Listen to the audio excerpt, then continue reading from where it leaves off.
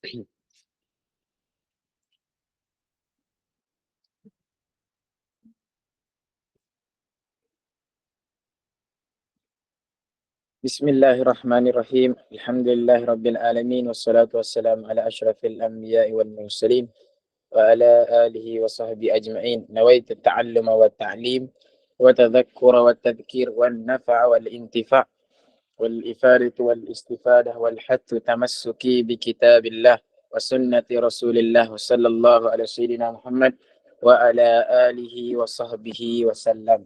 Assalamualaikum warahmatullahi taala wabarakatuh.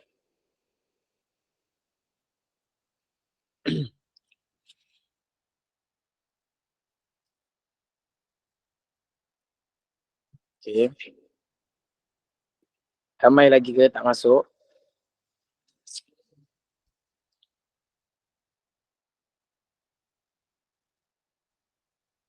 Semalam berapa orang? Semalam 200 kat 300 orang.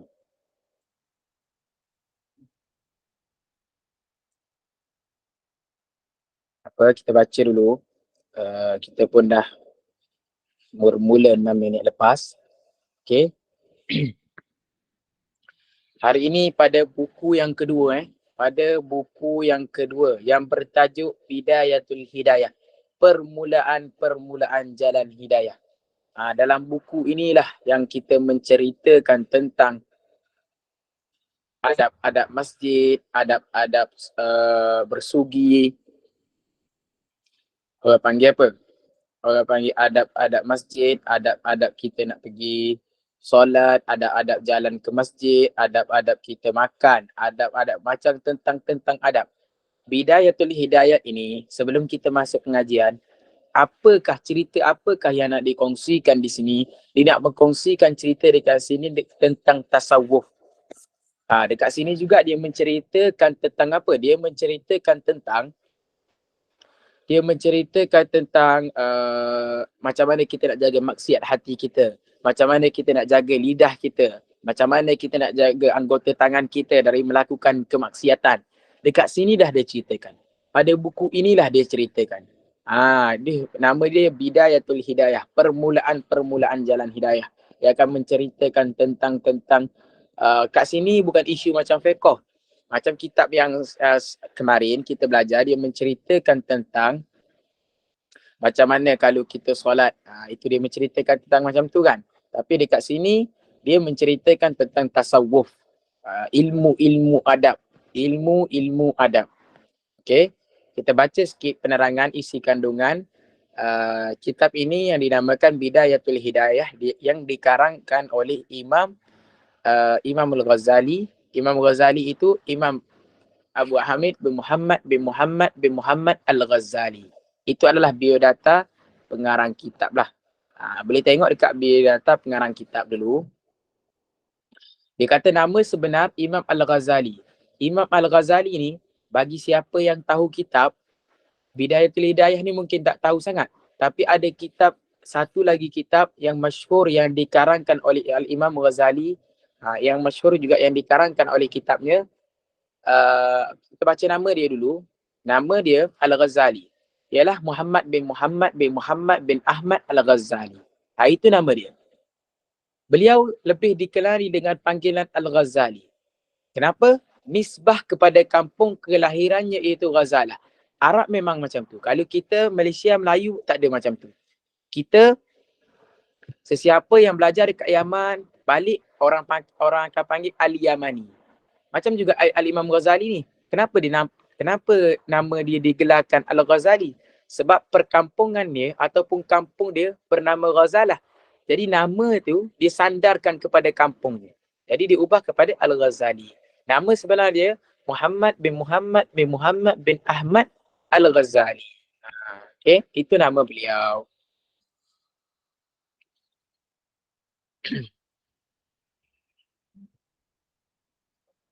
Kitab yang dikarangkan oleh Imam Ghazali, mungkin ada yang tahulah, ada yang tahu, ada yang tak tahu. Tapi kitab yang masyhur, kitab yang famous lah, kitab yang famous yang Imam Ghazali buat ni, ramai orang tahu adalah kitab yang bernama Ihya Ulumuddin.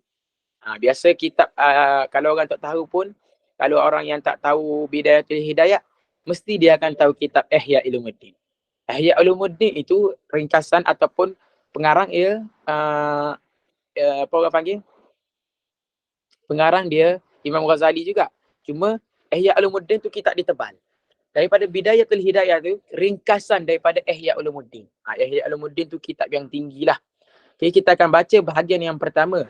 Ingat, dia cerita tentang adab-adab melaksanakan ataupun adab-adab. Dia menceritakan tentang adab-adab. Dia menceritakan tentang masalah-masalah. Macam mana kita nak jaga hati kita. Macam mana kita nak jaga maksiat kita. Macam mana kita nak jaga maksiat hati, maksiat tangan, maksiat anggota tubuh badan. Okay. Nabi kata, Imam Syafi'i kata, sesungguhnya aku belajar ilmu ini 20 tahun. Aku belajar ilmu 20 tahun. 18 tahun aku belajar ilmu agama, masuk ilmu fiqh lah ataupun ilmu-ilmu yang lain. 2 tahun sahaja aku belajar ilmu adab. Dia kata alangkah menyesalnya aku. Kitab apa ni? Kitab yang satu lagi, Bidayatul Hidayah. Awak beli 2 kitab kan? Kitab yang satu lagi. Kitab yang kedua. Okey. Sambung lagi, Imam Syafi'i kata apa? Menyesalnya jika aku boleh undurkan masa kembali, aku akan belajar ilmu adab ini 18 tahun dan aku akan belajar ilmu masalah ini hanya 2 tahun sahaja. Faham? Nak kata pentingnya adab ini sampai Imam Syafi'i kata macam tu. Dia kata alangkah aku boleh undur balik masa, aku akan belajar ilmu adab ini 18 tahun dan aku akan belajar ilmu agama ini 2 tahun sahaja. Maksudnya ilmu fiqh dan ilmu lain-lain lah. Muka surat kita baru bahagian yang pertama. Baru baca je. Muka surat berapa ni? Muka surat 1. Bahagian pertama. Okey? Faham tak? Itu yang dikongsikan Imam Syafi'i. Seorang yang beradab kita boleh nampak. Tapi seorang yang berilmu kita tak boleh nampak. Betul tak? Orang yang beradab kita boleh nampak daripada segi dia masuk masjid, segi cara dia makan, segi cara dia berjalan, segi cara dia bercakap dengan orang. Kita boleh nampak daripada ada yang adab dia. Tapi orang yang berilmu kita tak boleh nampak. Orang yang diam pun kita boleh nampak dia beradab. Dengan dia duduk dengan okey, dengan dia duduk dengan sempurna, dengan duduk dengan tidak duduk dengan orang panggil apa kan? Tidak duduk dengan macam kalau duduk tempat orang ramai ke, dia tak tidur. Adab. Itu kita boleh nilai seorang itu beradab walaupun dia diam. Tapi orang berilmu, selagi mana dia tak bercakap, kita tak tahu pun orang itu berilmu. Jadi Imam Syafi'i kata macam itulah. Alangkah aku boleh undurkan masa aku nak belajar ilmu adab 18 tahun, ilmu fiqh hanya 2 tahun sahaja. Pentingnya ilmu adab ni. Ulama memberi ibarat ij'al adabuka kaddaki wal ilmu kakal milih. Ulama mengatakan dalam bahasa Melayunya, ulama mengatakan jadikan adab kamu ini seperti tepung. Ulama mengatakan jadikan adab kamu ini seperti tepung dan jadikan ilmu kamu ini seperti garam. Kenapa tak fahamlah Ustaz? Okey. Saya nak tanya, kalau kita buat roti kan, kita banyak guna tepung ke banyak guna garam? Saya nak tanya, siapa boleh jawab? Ya, kita guna tepung. Itulah ulama mengatakan ibarat dia seperti kita buat satu roti. Ibarat dia seperti kita buat roti. Apabila kita buat roti, kita guna tepung. Garam kita guna sikit je garam. Itulah maksudnya ulama katakan, jadikanlah adab kamu seperti tepung dan jadilah ilmu kamu seperti garam. Apa maksudnya? Kita belajar adab lebih lagi daripada ilmu. Dalam satu kitab lagi mengatakan daripada Akhlaqul Banin, yang bernama kitab tu Akhlaqul Banin. Akhlak untuk baru-baru, generasi baru. Maksud tajuk kitab tu.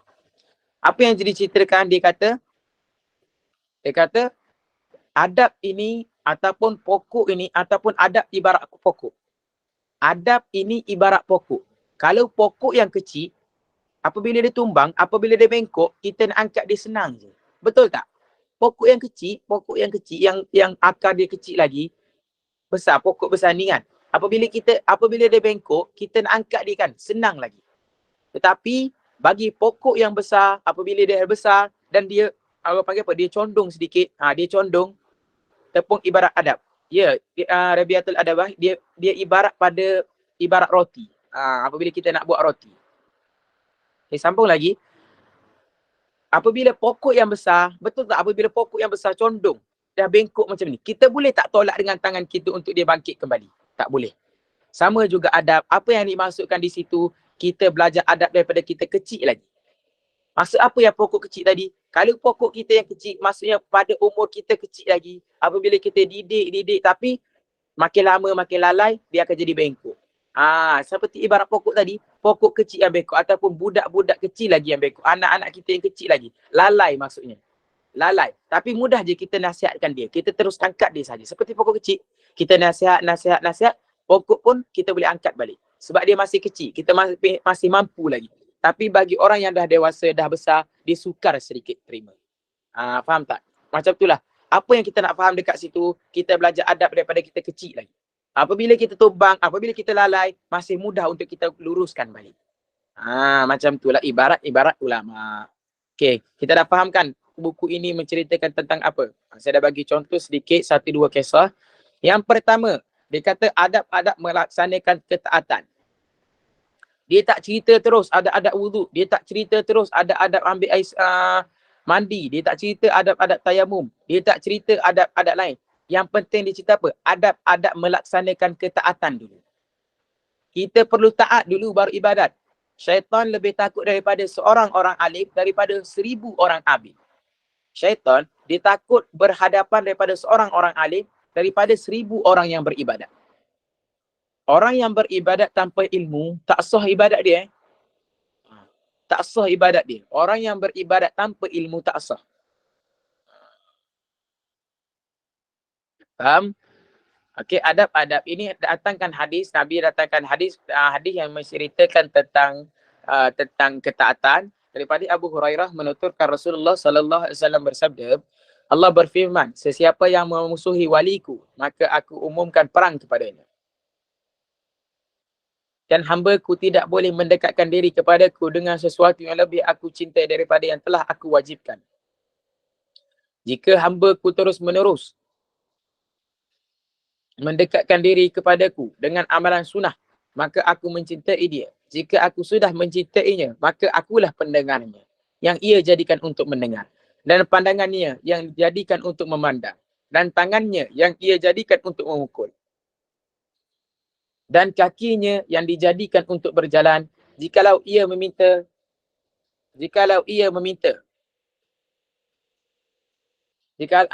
mana tadi? Jikalau ia meminta, pasti akan kuberi. Dan jika ia ragu untuk melakukan sesuatu yang aku menjadi pelakunya sendiri, sebagaimana keraguanku untuk mencabut nyawa seorang mukmin yang itu khawatir terhadap kematian itu, dan aku sendiri khawatir ia merasakan kepedihan sakitnya. Okey?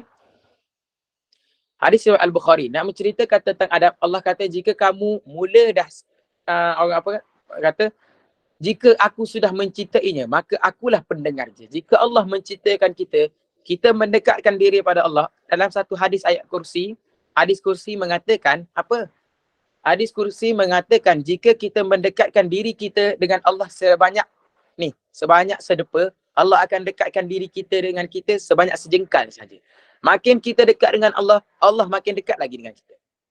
Kita rasa kita dekat dengan Allah, Allah pun sama juga makin dekat dengan kita. Sama juga di sebaliknya, kalau kita semakin jauh dengan Allah, Allah akan juga semakin jauh daripada kita.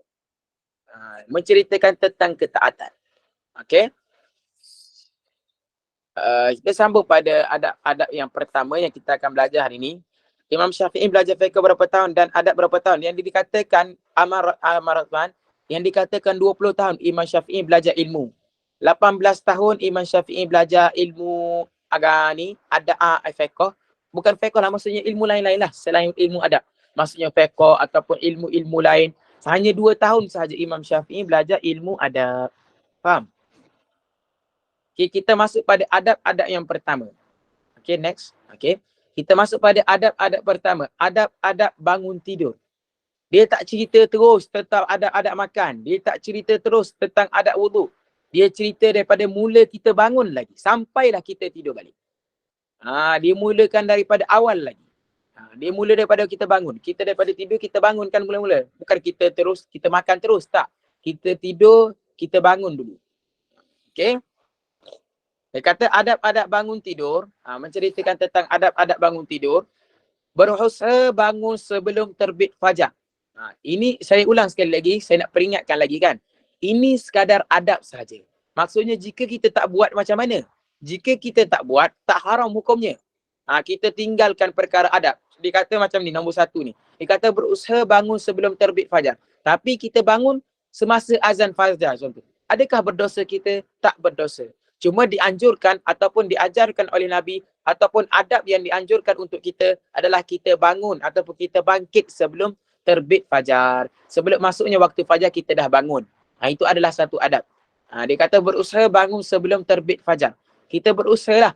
Saya tak boleh Ustaz. Saya kalau terdengar azan baru saya bangun. Baguslah. Kalau yang macam tu pun dah bagus. Kadang-kadang orang ni pukul 8, pukul 9 baru sedar. Faham? Jadi macam mana kita nak biasa? Adakah cara-cara nak biasa? Adakah cara-cara kita nak biasakan diri kita? Ada ke tak? Tok guru saya selalu ulang. Semasa saya belajar dulu, Habib saya ataupun tok guru saya selalu ulang ayat ni. Kullu ma amrin ma ta'awwada. Setiap perbuatan yang kita selesa ataupun kita rasa kita boleh buat dengan apa yang kita buat selalu. Apa maksudnya? Sebelum ni saya tak biasa bangun subuh. Kita try buat sekali. Kita try buat bangun pukul 5.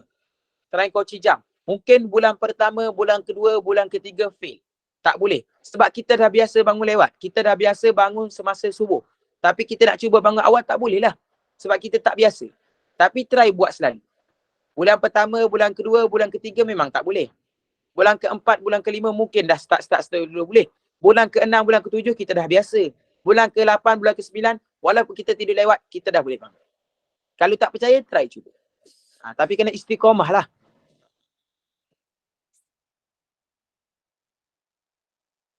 Hari cuti je selalu terbabas pukul 8.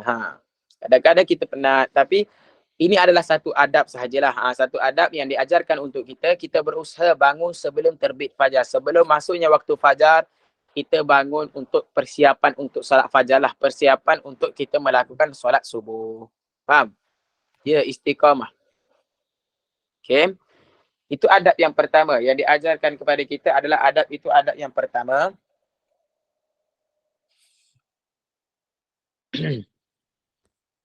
Ustaz, kalau bangun pukul 5 dan terus buat tahajud sebelum azan subuh boleh ke? Memang macam tu. Solat tahajud sebelum solat subuh.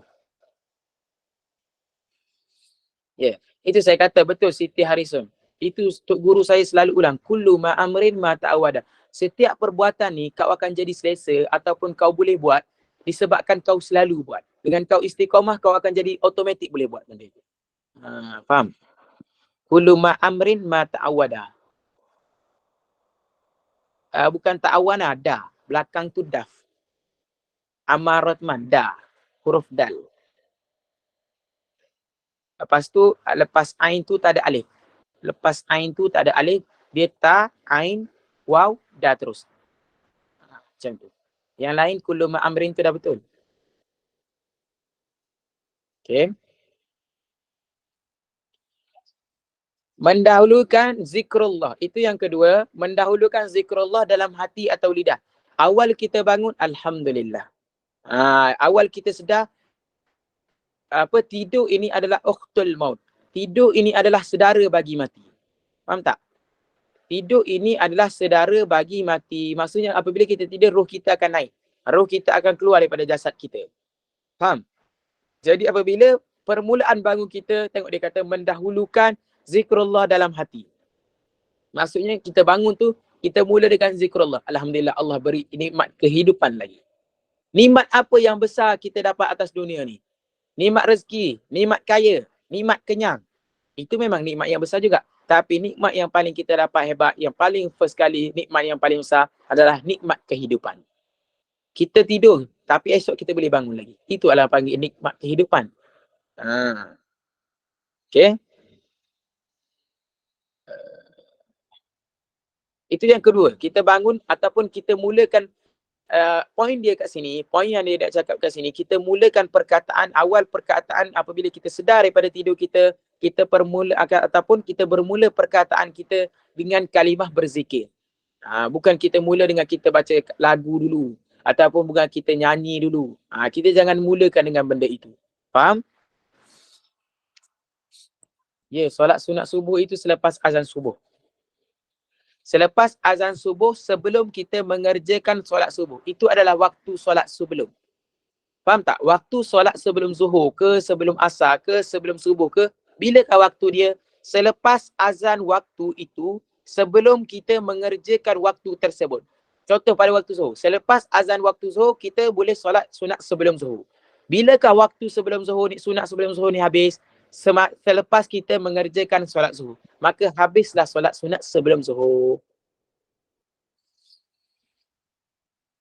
Betul. Buka-buka tengok phone dulu. Tak menjadi masalah. Tapi mulut kita itu kita mulakan dengan kalimah yang baik. Tak apa. Sama juga. Kullu ma'amrin ma ta'awada. Setiap perbuatan kita perlu ada kebiasaan. Perlu selalu buat. Baru ada kebiasaan. Boleh tak menjadi masalah. Baca Al-Fatihah dulu. Kalau tak buat yang sunat tu apa? Apa yang sunat tadi? Solat sunat ke? Ke apa Faizatul? Solat sunat. Solat sunat tak apa. Tak buat. Jangan tak solat subuh pula. Solat sunat tak apa.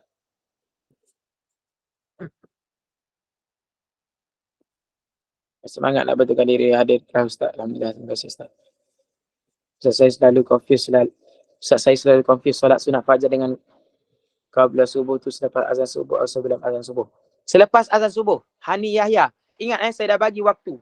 Saya dah bagi waktu. Bilakah waktu solat sunat sebelum ini, tak kisahlah solat sunat apa, waktu apa pun, solat-solat sebelum ini, selepas masa waktu dan sebelum kita mengerjakan waktu tersebut, itu adalah waktu solat sunat sebelum. Faham tak? Selepas masuk azan zuhur, kita pun boleh solat sunat sebelum zuhur. Sampailah kita solat, walaupun kita solat zuhur pukul 3. Nak kata solat zuhur kita berapa? Solat tempoh waktu yang solat sunat sebelum zuhur. Pukul 1, pukul 2, pukul 3. Selagi mana kita tak mengerjakan solat fardu itu, maka masa itulah tak habis lagi solat sunatnya. Faham? Macam tu. Boleh Mai Rema. Nak solat hajat, solat taubat, boleh. Tak apa, Faizatul Fanna. Faizatul Fanna nama awak. Faizatul Fanna. Tak solat sunat tak apa. Tak mengerjakan solat sunat tak adalah sampai jatuhnya hukumnya haram. Apa kita buat perkara sunat ni? Apa kelebihan kita buat perkara sunat? Apa kelebihan dia? Apa itu sunat? Sunat itu adalah buat dapat pahala, tinggal tak dapat dosa. Itu adalah perkara sunat. Kita buat dapat pahala. Kita buat solat sunat dapat pahala sunat. Tapi kalau kita tinggal perkara sunat, tak dapat dosa pun. Faham? Itu adalah perkara sunat. Niat solat subuh dan fajar sama kan Ustaz? Solat sunat sebelum, niat solat subuh. Solat fajar itu solat sunat sebelum subuh. Solat sunat fajar lah. Fajar subuh, tapi fajar tu subuh lah. Kuali kat masjid ikut imam. Apa yang ikut imam tu? Solat sunat subuh buat selepas solat subuh boleh ke Ustaz? Boleh. Boleh juga. Tapi kita qadha lah. Tapi kalau nak ikut waktu dia, macam saya Ustaz, saya selalu buat solat sunat sebelum subuh. Tapi hari ni, tiba-tiba bangun awal. Hari ni saya tak sedar sangat lah, saya bangun lewat. Bangun awal pula, saya bangun lewat. Saya bangun orang dah azan subuh. Ataupun orang dah qomat. Saya pun melakukan terus solat subuh. Adakah saya boleh buat lagi solat sunat sebelum subuh? Boleh lagi kita melakukan. Tetapi, qadha lah, syaratnya qadha.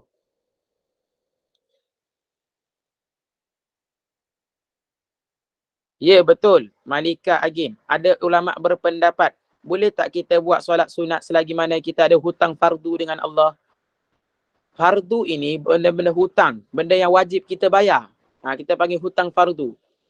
Kenapa kita nak tergesa-gesa nak buat solat sunat, sedangkan solat fardu pun kita tak buat? Solat fardu pun kita tak ganti lagi. Tapi kita tergesa-gesa nak buat solat sunat. Itu pendapat ulama yang pertama mengatakan macam tu. Selagi mana ada yang kita tinggal solat fardu sebelum ni, kita tak boleh melakukan solat sunat. Itu pendapat yang pertama. Pendapat yang kedua mengatakan macam mana? Pendapat yang kedua mengatakan boleh kita buat solat sunat. Boleh. Tetapi sambil-sambil itu kita berjalan juga. Kita qadha juga solat fardu kita. Faham? Itu dua pendapat ulama. Sama. Sa'di Hasan. Sama. Ada orang setengah orang panggil solat sunat fajar, ada setengah orang panggil solat sunat sebelum subuh, sama je.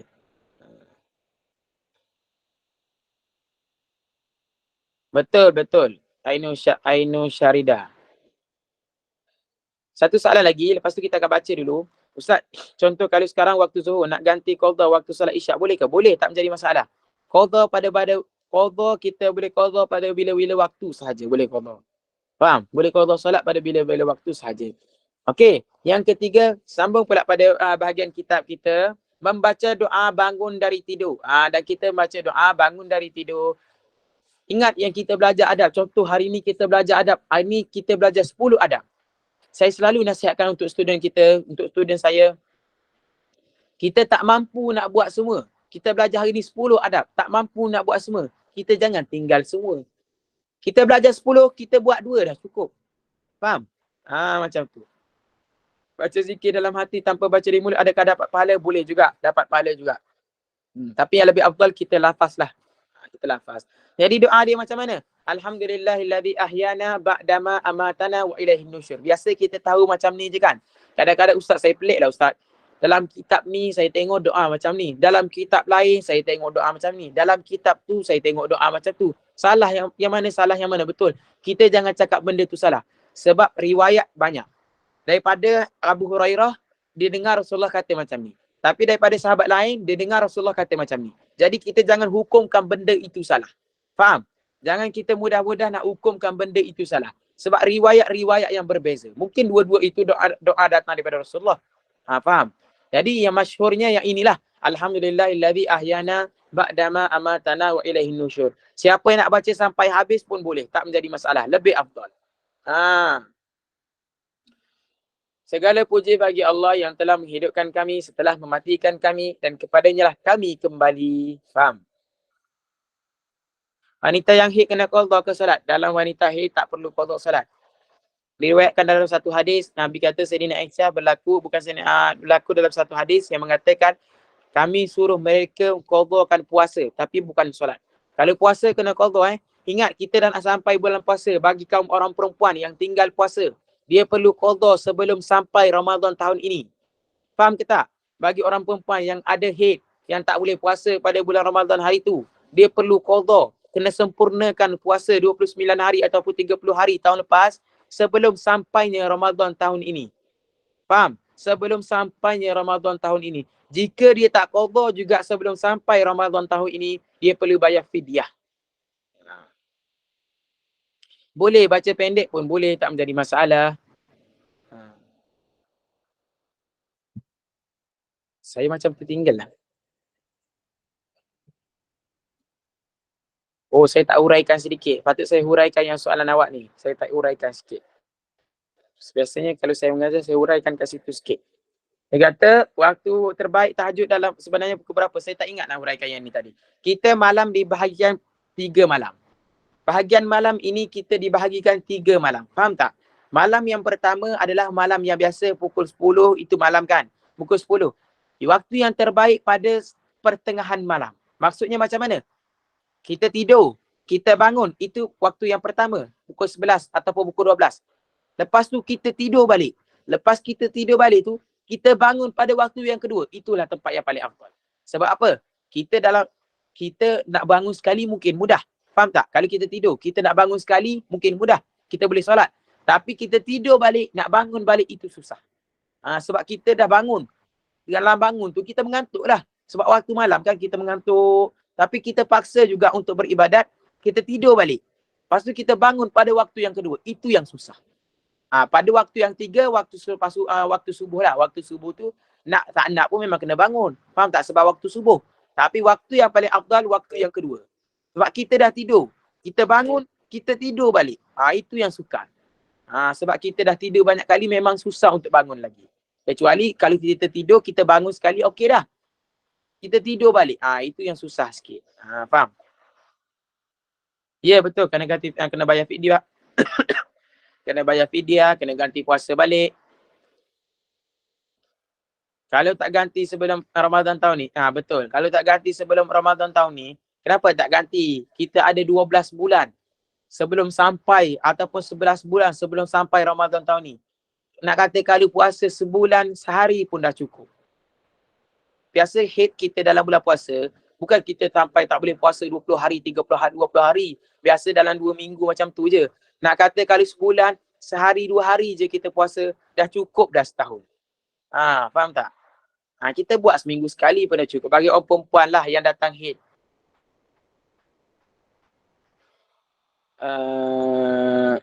Ustaz, Maila share zikrullah. Maila.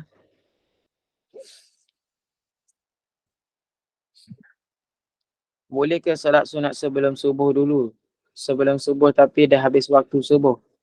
Boleh. Kita qadha baliklah hajar. Faham tak? Kita qadha balik sunat sebelum subuh. Boleh. Saya ni ustaz, saya selalu qadha, saya selalu buat solat sunat sebelum subuh ni. Tapi hari ni saya bangun lewat. Macam mana nak buat? Qadha lah balik. Boleh. Jika kita tak ingat ustaz berapa lama kita tinggal puasa dulu, macam mana? Itu yang masalah. Itu pun saya tak boleh nak jawab macam mana. Itulah kena berhati-hati. Bagi wanita haid dah tambah-tambah. Dia kena tanda, tahu tak? Bagi orang perempuan, dia tak boleh haid, dia kena tanda. Dia tak boleh solat ataupun dia ragu-ragu. Itulah kita perlu belajar. Faham? Kita rasa ada darah haid. Rupanya darah haid kita dah suci. Waktu kita suci, patut kita solat. Tapi kita rasa kita ada darah haid lagi. Mana boleh macam tu? Sama juga dengan puasa. Kita kena tanda. Kita kena tanda. Hari ni tak boleh puasa. Tanda 1 hari tak puasa. Esok tak boleh puasa lagi. 2 hari tak boleh puasa. Kita kena tanda Kalau tak tanda tu, macam mana hukum dia, macam mana, saya tak ingat juga hukum dia macam mana, kena qadha ikut apa yang kita yakin ke macam mana, saya tak ingat. Tapi yang penting kita perlu tanda Bagi perempuan yang tinggal haid, perlu tanda. Berapa harikah dia tak puasa. Sebab nak qadha balik, faham tak? Sebab dia nak qadha balik. Okey, kita baca dulu, baru jawab soalan.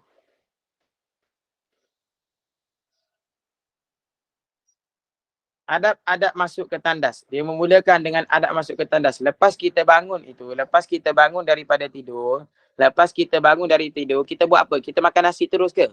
Tak. Kita pergi kerja terus tak? Tak. Kita buat apa yang pertama selepas kita bangun? Mesti kita akan masuk ke tandas. Jadi, ikut kitab ini yang dikarangkan oleh Imam Ghazali, dia ikut tertib lah. Dia buat satu persatu daripada tidur, lepas tu bangun ke tandas dulu. Faham? Masuk tandas dulu. Jadi, yang pertama, masuk dengan lupa saya nak kongsikan sedikit. Apabila kita bangun ini, Ustaz, saya bangun kalau solat subuh kan, saya pelik lah. Kalau solat subuh ni kan, kalau saya bangun mesti saya mengantuk. Kalau waktu zuhur, saya tidur juga sebelum zuhur. Saya ada tidur juga sebelum zuhur, tapi saya bangun zuhur tak mengantuk macam subuh. Sebab apa? Sebab apabila kita bangun subuh ni, apabila kita tidur, kita bangun, 3 ikatan syaitan akan ikat pada kita. Syaitan akan ikat kita pada 3 ikatan. Apa ikatan yang pertama? Macam mana kita nak lepaskan 3 ikatan ini? Apabila kita bangun, kita baca doa. Maka terlepaslah 1 ikatan daripada syaitan. Faham? Apabila kita bangun tidur, syaitan ikat kita dengan 3 ikatan. Macam mana kita nak lepaskan ikatan tu? Yang pertama kita baca doa. Apabila kita baca doa tidur, maka ikatan yang pertama telah terbuka. Faham? Apa yang kedua kita buat? Yang kedua kita buat, kita solat sunat sebelum subuh. Faham? Bukan. Yang kedua kita berwuduk, silap. Yang kedua kita berwuduk. Apabila kita berwuduk, maka ikatan yang kedua terbukalah ikatan yang kedua. Tengok ada yang nama Z. Nama dia Z, dia tolong kongsikan untuk kita. Siapa yang tak sempat nak tulis, tengok dia ada kongsikan kita. Itu yang nombor 2. Yang nombor 3 apa? Yang nombor 3, terbukalah ikatan yang ketiga apabila kita solat sunat sebelum subuh. Apabila kita solat sunat sebelum subuh, maka terbukalah 3 ikatan syaitan itu. Faham? Ya, 3 perkara itu. Jadi adab masuk ke dalam tandas. Yang pertama, masuk dengan kaki kiri. Kenapa masuk dengan kaki kiri? Nabi memuliakan anggota kanan. Nabi memuliakan anggota kanan. Nak makan nasi, pakai tangan kanan. Nak masuk masjid, masuk kaki kanan. Nak keluar daripada tandas, keluar kaki kanan. Buat perkara yang baik itu dengan mendahulukan anggota kanan. Ya, solat sunat wuduk pun boleh. Kita melakukan solat sunat wuduk. Faham? Okey. Kita yang pertama, adab yang pertama, kita masuk dengan kaki kiri. Kita masuk dengan kaki kiri. Kita langkah dengan kaki kiri. Ustaz, macam mana kalau saya termasuk dengan kaki kanan? Tak menjadi masalah. Tapi kalau kita tak rasa nak buang hajat lagi, kita keluar balik, lepas tu kita tukar kaki, kita masuk dengan kaki kiri. Faham? Kita termasuk dengan kaki kanan. Aku masuk kaki kanan lah, lupalah. Kita keluar balik, kita masuk dengan kaki kiri. Faham? Assalamualaikum Ustaz. Waalaikumsalam. Apa soalan ni? Nur Hafizah. Ustaz, malam tadi saya ni nak tidur dulu. Tapi belum solat isyak sebab agak letih dan terlalu mengantuk. Kemudian bila terjaga nanti saya nak solat isyak. Qadha solat dengan solat sunat tahajud pukul 3. Saya terjaga. Saya utamakan solat wajib dan qadha dahulu. Kemudian baru solat sunat tahajud. Boleh ke? Boleh Nur Hafizah. Sempurna. Baguslah macam tu.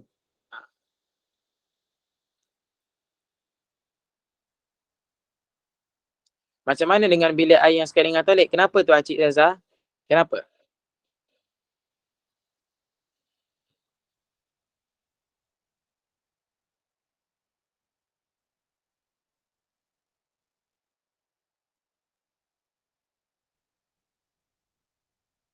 Okay. Sambung lagi baca. Yang kedua, keluar dengan kaki kanan. Kita masuk dengan kaki kiri, kita keluar dari kaki kanan. Kita daripada tempat yang biasa, nak masuk ke tempat yang najis. Kita mendahulukan anggota kiri.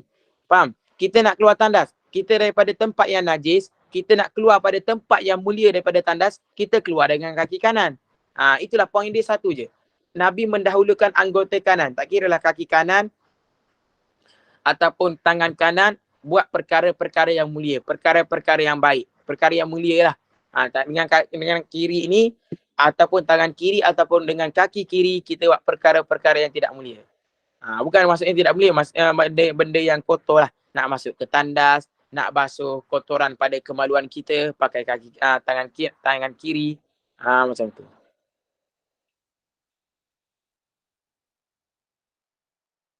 Ustaz, kalau kita qamah solat perlu diqada? Ya, qada juga. Tapi kalau selagi mana dalam keadaan kita qamah, kalau kita qamah kan, kita sedar sebenarnya. Kita solat je lah. Faham tak? Okey, itu yang kedua.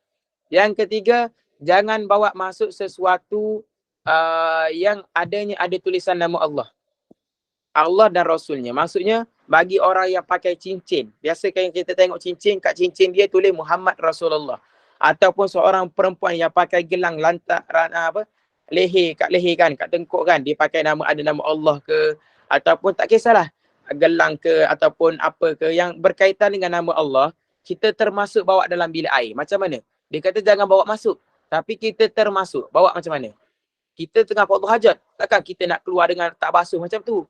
Kalau kita dah basuh, memang kita dah siap lah. Apa macam mana kita nak buat? Ulama mengajarkan kita, contohlah cincin cincin, saya bagi cincin.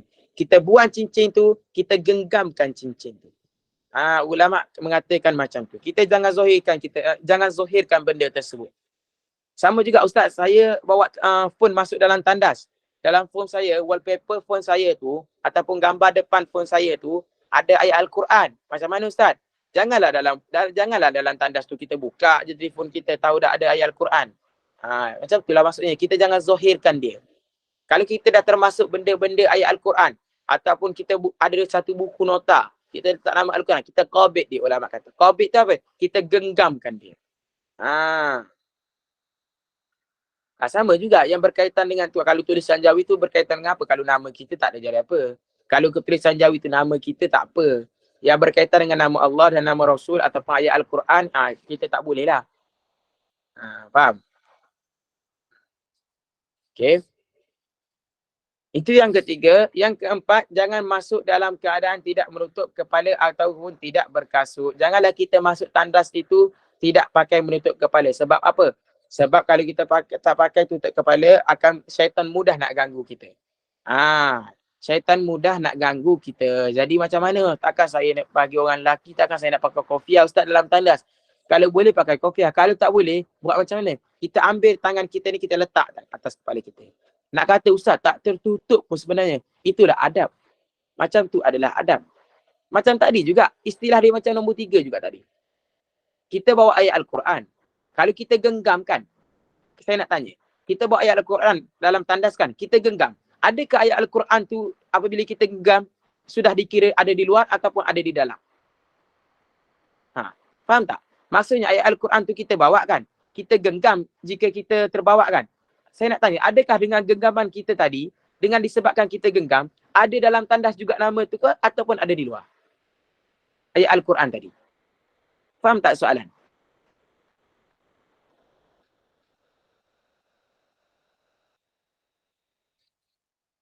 Ya, mandi janganlah tutup kepala. Faham tak? Walaupun dalam keadaan kita genggam, faham tak? Walaupun dalam keadaan kita genggam, ya, hajar rahim masih dalam tandas. Masih dalam tandas juga. Kenapa di luar? Di dalam tandas lah. Di dalam tandas. Kenapa di luar? Di dalam tandas juga. Dalam tandas lah. Kita genggam. Walaupun kita genggam, ayat Al-Quran tu tetap di dalam tandas. Tapi itulah adab dia. Betul hajar rahim. Tapi disebabkan adab ini mengajarkan kita, kita boleh buat macam tu. Orang panggil apa? Adab itu menutupkan ni. Sama juga dengan tutup kepala. Walaupun bukan syarat kita bagi orang perempuan kena pakai tudung dengan sempurna ke masuk tutup kepala kat sini. Letak juga. Tapi syarat dia adab saja. Kita tutup dengan macam tu pun dah cukup. Itu saya kata adab ini penting. Kadang-kadang betul Muhammad Kamal ada yang sedia tuala kecil untuk letak atas kepala. Maaf Ustaz, saya terpaksa left dulu. Baik. Tak apa. Ada orang kata tak boleh pakai kopiah dalam tandas. Saya selalu letak kat luar. Boleh, tak menjadi masalah. Kenapa tak boleh? Ustaz, boleh ke masa waktu isyak kita tidur? Sebab nak solat isyak sebelum masuk waktu subuh. Lepas tu boleh bangun subuh sekali. Tengok Syah. Awak kena tengok. Jika awak tidur, awak yakin awak boleh bangun, tak apa. Awak tidur selepas masuk waktu. Awak yakin saya boleh bangun kejap lagi pukul 3. Memang saya boleh bangun. Tapi tiba-tiba tak bangun hari tu. Awak dapat dosa. Yang pertama dapat dosa sebab tidur dalam waktu. Tidur pada waktu isyak. Dah masuk waktu isyak baru awak tidur. Dapat dosa sebab tu. Dan awak perlu qadha dengan segera. Perlu qadha dengan segera. Tak boleh tangguh-tangguhkan. Bangun subuh tu, solat subuh terus qadha isyak. Faham? Sebab awak tidur dalam waktu. Dan awak tak yakin ataupun awak yakin tapi terbangun pada lewat juga. Boleh juga Syazminin. Apa nama ni? Syazmin. Boleh juga. Kita simpan dalam poket. Kita bawa ayat Al-Quran. Kita simpan dalam poket. Boleh juga. Assalamualaikum Ustaz. Kalau macam saya selalu kalau bosan berzikir membaca Al-Quran sampai dalam tandas pun saya terzikir dalam hati membaca Al-Quran. Itulah. Bagus. Tapi kita janganlah baca dalam tandas lah. Ada apps tak apa. Jangan dibuka apps tu dalam Al-Quran tandas. Betul. Ustaz niat qadha solat macam mana? Sahaja aku solat qadha fardu zuhur 4 rakaat kerana Allah Taala. Betul Ustaz. Betul Aina Nur. Betul. Macam itulah cara niat dia. Betul. Faham? Jangan masuk dalam keadaan tidak menutup kepala ataupun tidak berkasut. Maksudnya kenapa dianjurkan ataupun satu adab yang diajarkan kita masuk perlu ada selipar. Kita belilah selipar. Tak payahlah selipar mahal. Tak payahlah selipar 200-300 dalam tandas. Beli yang RM10, RM20 cukuplah. Sebab kita nak letak dalam tandas saja. Tambah lagi tandas awam. Kalau tandas rumah kita mungkin kita jaga kan. Kalau tandas awam bukan kita pergi sucikan dia. Bukan kita pun pergi cuci tandas awam. Sebab apa? Sebab apabila kita tak pakai slipper dalam tandas ni, jadi kita takut apa? Maksud apa? Kita takut terpijak najis-najis yang kita tak nampak ke. Faham tak? Jadi itu dianjurkan untuk kita pakai slipper lah. Dan jangan juga slipper tu kita guna rata-rata. Kita dah guna untuk tandas, kita masuk juga untuk dapur. Kita dah guna untuk dapur, kita pergi juga dengan selipar tu untuk ruang tamu. Jangan macam tu, habis satu rumah kotor.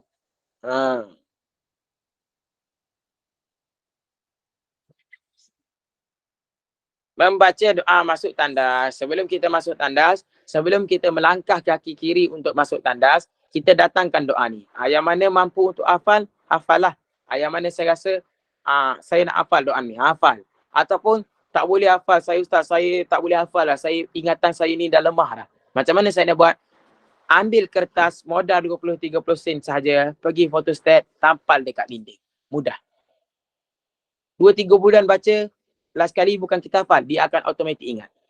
Modal kita 20-30 sen je buat kertas ni. Kertas buat doa. Faham? Macam soalan Muhammad Ammar, boleh ke kita berzikir dalam hati masa dalam tandas? Tak perlulah, tak payah. Tak payahlah sampai kita nak berzikir dalam tandas. Tempat yang tu, tempat yang kotor, tak perlu.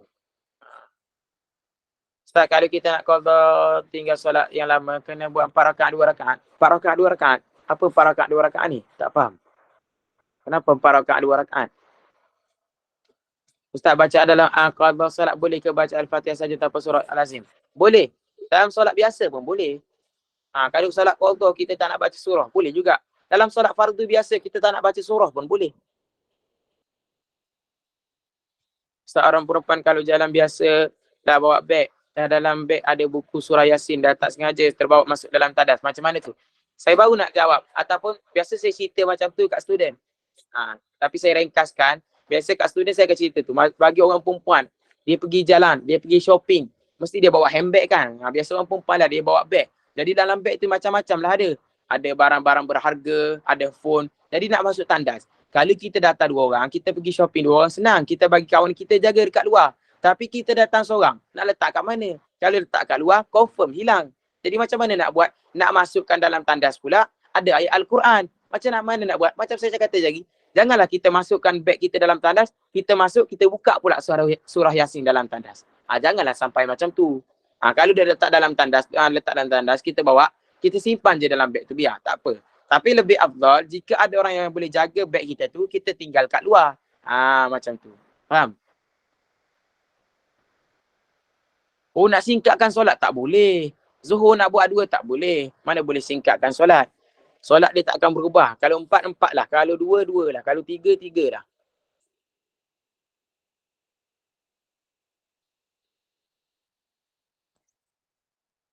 Solat qadha 4 rakaat, wajib buat 4 rakaat mengikut waktu yang solat kita. Ya, betul. Mana boleh ringkaskan? Mana boleh kita ringkaskan solat? Ya, qadha solat boleh buat bila-bila masa. Ini doa dia. Bismillah, a'udzubillah minar rajsim najis al-khabithul mukbith asyaitanir rajim. Ini adalah doa dia. Siapa yang nak hafal, siapa rasa mampu untuk hafal, hafal lah. Okay. Yang keenam, membaca doa keluar tandas. Nak keluar tandas pun ada doa pula. Ghufranaka alhamdulillahilladzi adhhaba anni ma yudhini wa abqa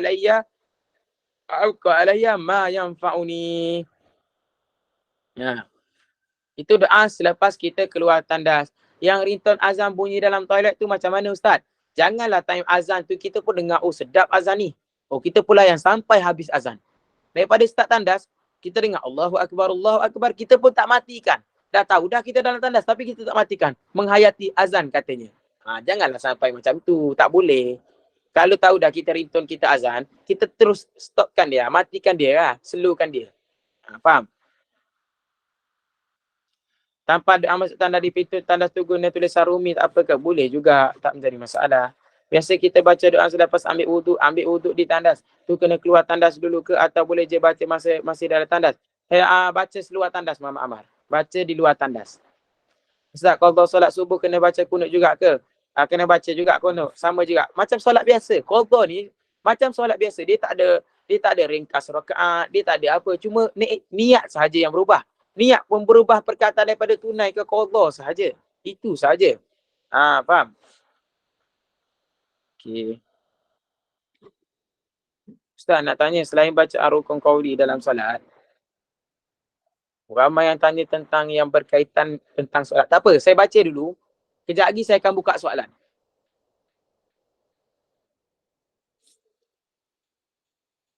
Slide buku tak tukar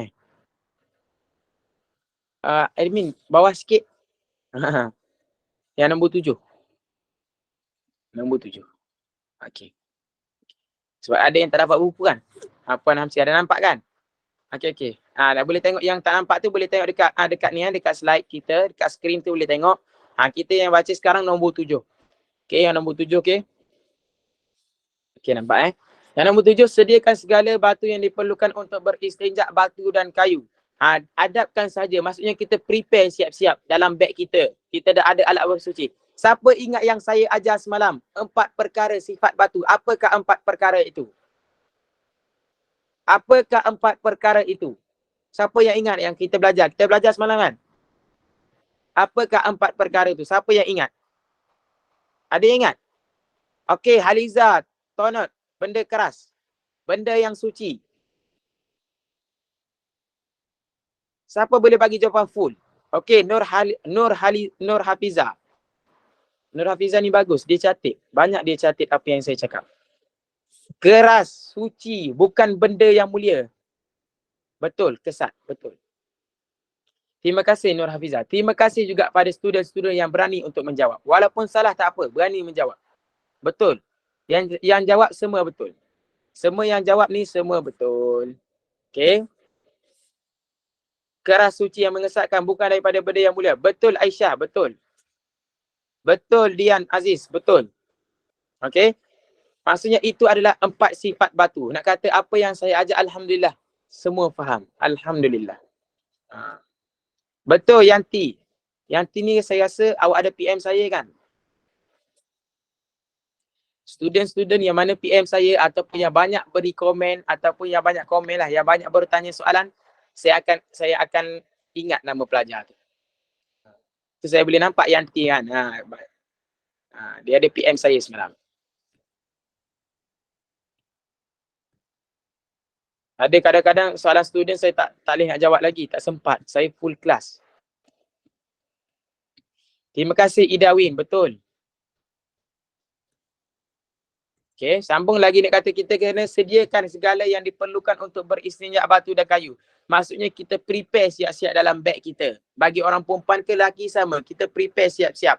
Maksudnya kita pergi tandas awam, kita jangan terus qada hajat. Kita tengoklah dulu ada air ke tak. Kalau sekurang-kurangnya tak ada air, kita dah prepare. Ini adalah satu adab saja. Saya tak prepare macam mana, berdosa ke saya? Tak sampailah berdosa. Saya dah kata ini adalah adab sahaja. Okay. Itu yang nombor 7. Yang nombor 8, jangan beristinja dengan air di tempat yang sama anda qada hajat buang air. Apa tu? Tak faham lah Ustaz. Jangan beristinja dengan air di tempat yang sama anda qada hajat. Maksudnya, anda buang kotoran anda di sini. Kita qada hajat kita dekat sini. Janganlah kita basuh kat situ juga. Sebab apa? Takut jadi percikan balik. Ataupun masuk macam ni lah. Kita berak dekat tandas, orang panggil apa? Dekat tandas cangkung. Jadi kita flushkan dulu biar tandas tu pergi dulu kotoran kita. Sebab apa? Takut semasa kita nak basuh tu, percikan itu melantun balik kena pada anggota badan kita. Itu sahaja maksudnya adab ini dibuat sebab itu sahaja. Takut percikan tu kena balik kepada kita. Ya, takut merebak ke? Betul, takut merebak kena balik. Jadi itulah lebih afdal kita orang panggil apa, kita berak dekat sini, kita basuh kat tepi sikit. Macam tu. Takut ada percikan. Flash lah dulu. Boleh juga kita flash dulu. Flash dulu. Elakkan takut kena percikan. Betul. Okey, yang ke-9, melawaskan dengan berdehim dan melakukan dengan jari di bawah kemaluan 3 kali. Ingat ini dipanggilkan al-istibra'. Nombor 9 ini yang dipanggilkan al-istibra'. Apa itu al-istibra'? Al-istibra' itu dengan kita berdehim. Nabi lalu pada 2 kubur, semasa ini cerita pada zaman Nabi, Nabi lalu pada 2 kubur, Nabi mendengarkan 2 kubur yang tengah diazab. Salah satu daripada kubur itu, Nabi kata, aku dengar seorang yang dalam kubur itu diazab kerana apa? Sebab dia kencing tak habis. Ya, kena buat silah. Sebab kencing tak habis. Apabila dengan cara kita berdehim, dengan cara kita air kencing kita itu akan keluar. Kita rasa tak ada dah, tapi try cuba berdehim. Siapa tak pernah berdehim, try cuba berdehim semasa qada hajat. Air kencing kita itu akan keluar sedikit demi sedikit. Sebab apa kalau kita tak berdehim? Sebab apabila kita tak berdehim, kita keluar, kita berjalan nanti dengan ada perjalanan yang banyak, air kencing itu akan keluar tanpa kita sedar. Apabila air kencing keluar tanpa kita sedar, solat seluar yang kena air kencing tadi kita tak boleh buat solat. Faham? Ya, melawaskan dengan cara berdehim sebanyak 3 kali. Betul Ustaz? Ya, macam tu. Berdehim dan melakukan dengan jari di bawah kemaluan 3 kali. Ini bagi untuk lelaki lah. Diurut kemaluan dia. Itu cara yang kedua. Tak nak berdehim pun tak apa, tapi kita urut kemaluan. Bagi orang lelaki lah. Dia urut bahagian bawah ni. Bagi air kencing tu habis. Macam mana kita nak kata memang ada azab yang khas dalam kubur. Orang yang kencing ni, dia tak habiskan kencing dia. Macam mana kita dekat Malaysia sekarang? Macam mana kita dekat Malaysia ni sekarang? Bagi tandas lelaki, tambah-tambah dekat mall, tempat mana-mana pun tandas. Tandas lelaki, dia ada tandas dekat dinding. Makuk tandas dekat dinding je. Dekat tandas perempuan tak ada. Tak ada rasanya. Tak ada, memang tak ada lah. Bagi tandas lelaki saja. Dia ada mangkuk tandas tu bercantum dengan dinding. Macam mana? Bukan nak kata ada lebihan tak basuh. Basuh pun tak air kencing. Faham? Hati-hatilah.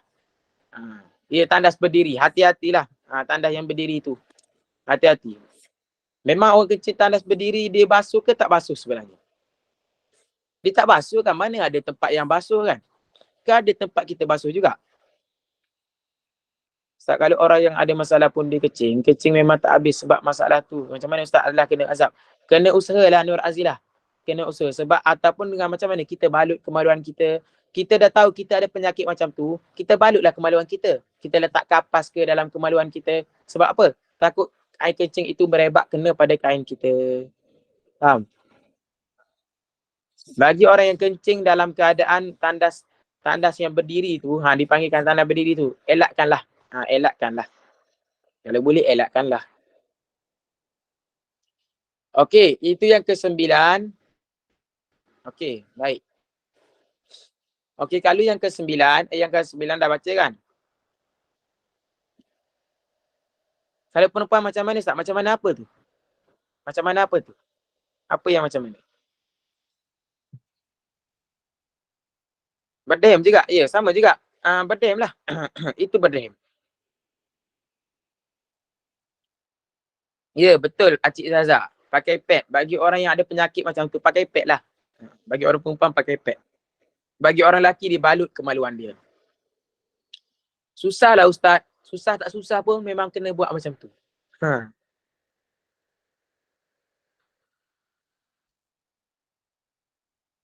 Kadang ada juga air dekat tanah berdiri tu. Kalau ada tak apalah. Selagi kita basuh dengan sempurna, bolehlah. Faham?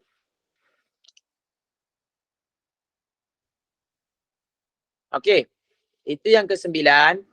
Yang ke-10, mencari tempat yang jauh dari keramaian orang untuk qada hajat.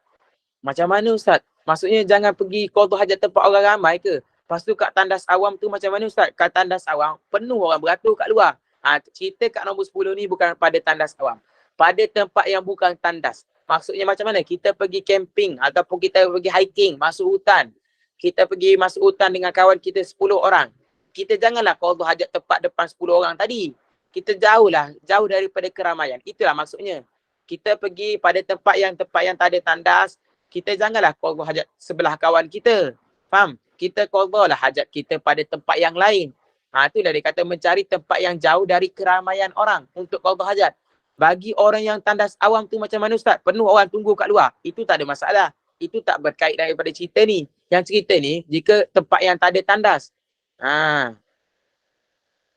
Ya, selagi mana tak kira lah lelaki ke perempuan, selagi mana air kencing tu dia tak keluar dengan habis, kita berdehim lah. Kita berdehim.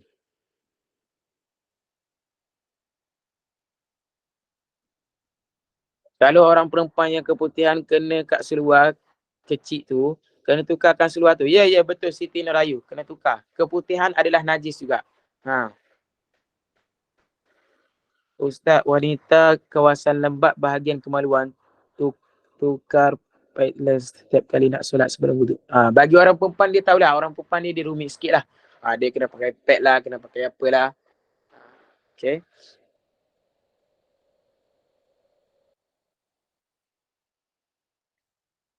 Saya belajar bila masuk waktu bersihkan kemaluan dan pakai tukar pada dan daripada nanti pakai pad baru segerakan solat. Yati Muhammad Sani, betul apa yang awak cakap, tapi itu bagi orang yang selalu berhadas. Bagi orang yang selalu berhadas kena buat macam tu lah Yanti.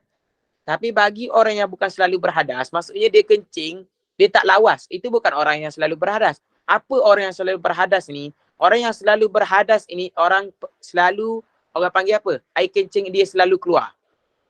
Saya dah ajar semalam ni kan? Ke belum sampai lagi bab ni? Saya dah uraikan yang ni sebelum. Ke tak urai lagi? Saya ada cakap tak semalam pada dalam kelas pasal ni? Belum tak ada cakap lagi? Belum. Patutlah. Yang bagi macam Yanti bagi tadi, yang Yanti bagi macam itulah Yanti. Itu bagi orang yang selalu berhadas. Nanti kita akan belajar lah. Dia kena wuduk selepas masuk azan. Dia perlu balut dulu kemaluan dia. Dia perlu suci dulu kemaluan dia. Dan dia terus kena solat terus. Tak boleh ada renggang waktu. Nanti kita akan belajar lah lebih detail lagi pada kitab fiqh. Pada kitab satu lagi. Okay. Faham yang ke-10 kan? Kita jauh tempat keramaian. Macam kat sini ada orang camping. Kita takkanlah kita nak pergi berak dalam kemah dia ataupun tepi kemah dia. Kita pergilah jauh sikit. Kan? Takut mengganggu, ada bau ke, ataupun mengganggu dari segi orang lalu nanti ke. Susah benda tu. Jadi kita jauh. Kucing pun kalau dia berak, dia gali dulu. Baru dia tanam. Dia tak bagi nampak tahi dia tu. Tambah-tambah kita yang manusia yang ada akal, lagi baik lagi kita kena buat, kena jaga lagi. Faham tak? Okay, itu yang ke-10. Yang ke-11, menghadap sesuatu yang boleh menjadi dinding di hadapan anda. Ini sama juga. Ini maksudnya adab di luar juga. Di luar tandas. Kalau dalam tandas, kita fahamlah ada dinding. Pasal tak? Tertutup dengan sempurna. Kalau dengan tandas, tertutup dengan sempurna. Belakang, depan, atas, bawah, semua tutup. Tapi bagi tempat yang masuk hutan, mana ada tandas, mana ada bangunan. Macam mana nak buat? Dia kata menghadap sesuatu yang anda menjadi dinding di hadapan anda. Sebelum kita qadha hajat tu kan, sebelum kita qadha hajat, kita ambil lah kayu, ranting-ranting kayu ke, ataupun benda-benda yang boleh menutupi tubuh kita. Contoh kita dalam hutan. Kita qadha lah hajat belakang pokok. Kita ambil lagi semak-semak tu, kita letak tepi kita. Faham tak? Biar menutupi badan kita. Kalau dalam tandas yang biasa, yang dia cakap, kalau dalam tandas yang biasa, tak jadi isu. Sebab tandas yang biasa, dia dah ada dinding dah. Ini bagi macam yang nombor 10 tadi. Apabila kita masuk hutan, kita jangan qadha tanpa buang baju macam tu saja. Kita usahakan tutup. Kita ambil batang pokok ke, kita qadha hajat di belakang pokok ke.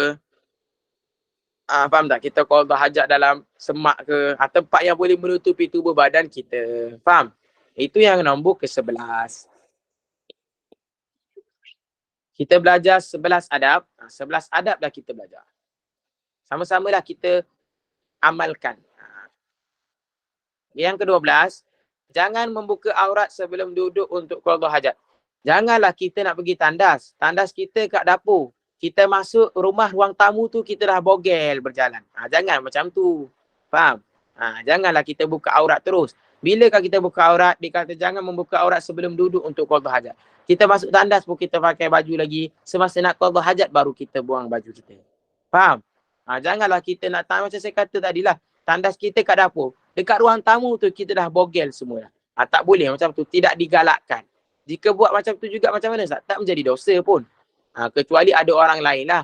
Kalau kita seorang je kat rumah tak menjadi dosa pun. Faham? Okay. Itu yang ke-12. Yang ke-13, jangan menghadap arah kiblat matahari dan bulan. Tak faham lah. Apa yang menghadap arah kiblat ni? Tandas binaan kita, tandas kat rumah kita memang menghadap kiblat. Maksudnya kalau kita qadha hajat pun menghadap kiblat lah. Macam mana Ustaz? Tandas kat rumah saya ni memang dia menghadap kiblat. Jadi kalau saya qadha hajat ni memang menghadap kiblat lah jawabnya. Macam mana saya nak buat? Macam mana saya nak buat? Ulama mengatakan jika binaan tandas sudah menghadap kiblat, adakah kita perlu pecahkan tandas kita buat tandas baru? Tak. Bukan sampai macam tu sekali. Macam mana nak buat? Saya bagi contoh. Ini kiblat kita kan? Ini kiblat kita straight.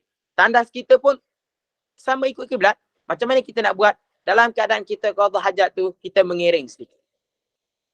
Itu ulama mengajarkan kita. Tandas kita bagian sini kan, menghadap kiblat. Kita duduk mengiring sikit. Jadi, badan kita ini tidak menghadap kiblat. Faham? Itulah maksudnya. Jangan menghadap arah kiblat semasa kita qadha hajat. Jadi, tidak digalakkan lah. Tapi rumah saya Ustaz, tandas rumah saya tu memang dah menghadap kiblat. Takkan saya nak kena hancurkan dulu? Tak boleh. Macam saya kata tadi, bukan sampai kita nak kena hancurkan. Cuma kita mengiring sedikit. Kita pusing badan kita sedikit macam tu. Okay, faham?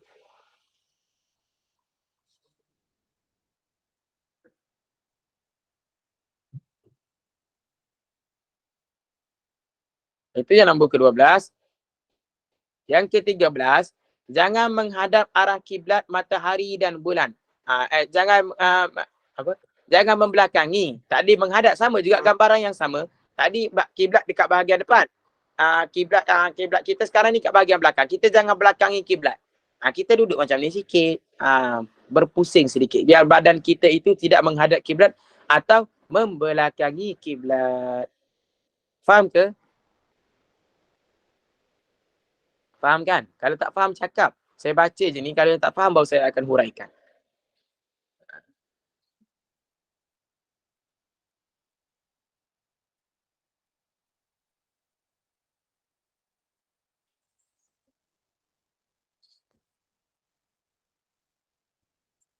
Alhamdulillah. Faham Pusingkan badan ke? Ya, pusingkan badan.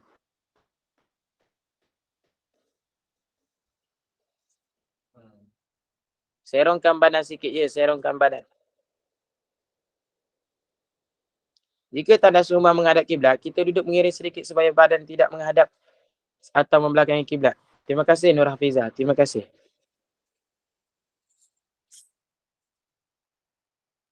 Okay. Saya sakit mulut sebenarnya.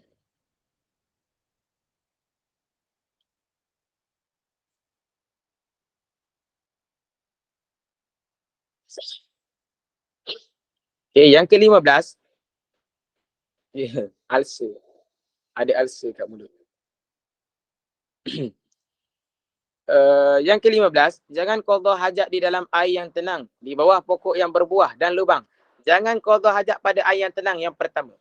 Jangan qada hajat di bawah pokok yang berbuah, itu yang kedua. Jangan qada hajat pada lubang. Pada mana-mana lubang tak boleh. Kalau masjid macam mana? Masjid apa juga Aman Azhan? Aman tu. Apa juga Aman Rahman?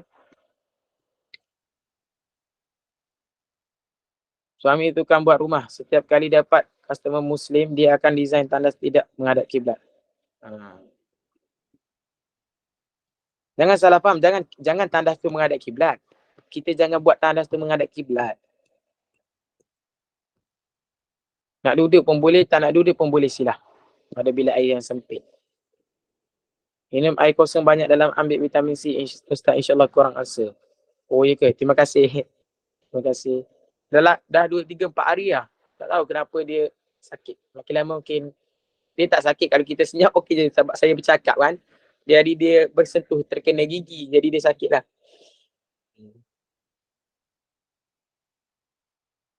Tak sedap. Jadi nak cakap tu tak sedap kan.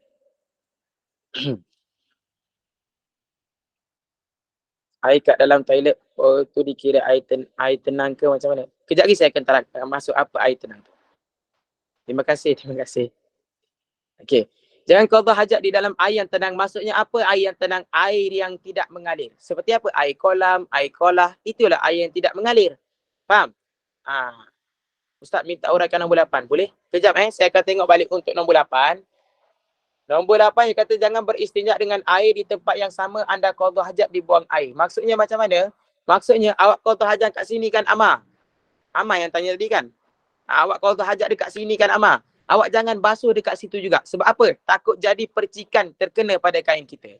Kita flush lah dulu sebenarnya, kita flush ataupun kita flush, kita elakkan sedikit untuk kita menjadi untuk kita mengikut adab ni, kita basuh pada tempat yang lain. Jangan basuh tempat yang sama kita qada hajat. Kita qada hajat kat sini, kita basuhlah kat bahagian tepi sikit. Faham tak Amar? Itulah huraian untuk nombor 4. Kita jangan qada hajat tempat situ, kita basuh pun tempat situ. Ustaz minta huraikan nombor 12, boleh? Jangan membuka aurat sebelum duduk untuk qada hajat. Kita nak kencing ataupun kita nak berak, mana yang tanya tadi? Syazmin. Ini untuk yang nombor 12. Tandas kita dekat dapur. Kita sebelum nak masuk tandas dekat dapur tu, kat ruang tamu tu, kita dah bogel semua dah. Kita dah buang baju semua dah. Tak perlu sampai macam tu. Ulama mengajarkan kita, dalam qada hajat, semasa kita nak qada hajat, baru kita buka pakaian kita. Kita janganlah dalam bilik pun kita dah bogel dah. Itu segi hukum lah. Faham tak?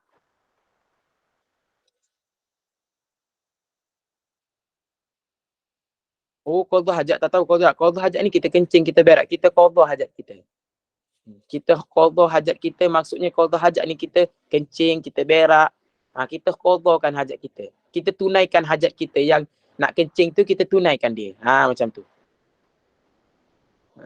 Okey. Macam tu.